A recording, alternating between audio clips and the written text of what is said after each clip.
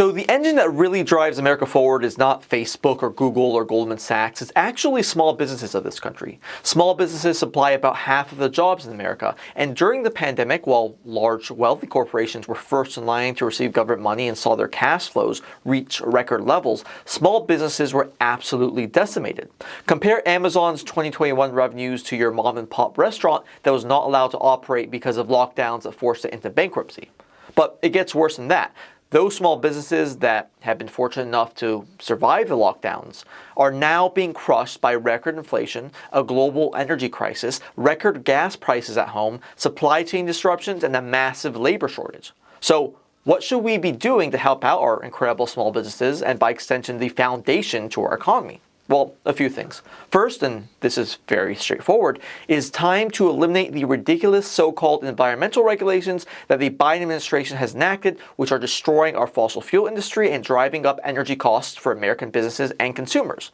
Second, since government regulations almost always end up hurting the little guy while empowering big corporations who are the only ones who can afford to comply with them, it's time to exempt small businesses from all new government regulations unless politicians can show they are not disproportionately hurting small businesses. Third, the inflation, which was caused by the government's reckless spending policies, must be brought under control. Inflation is absolutely destroying the wealth and capital of American citizens and small businesses, and it's time to put an end to these wasteful multi-trillion-dollar government spending bills. Fourth, make the 2017 Trump tax cuts for small businesses permanent.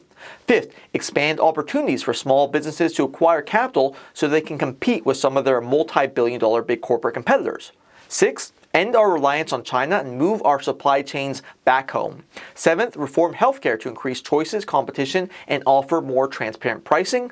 And eighth, fix our labor crisis and record low labor participation rate by tying government assistance programs to work requirements for those that are physically able to work.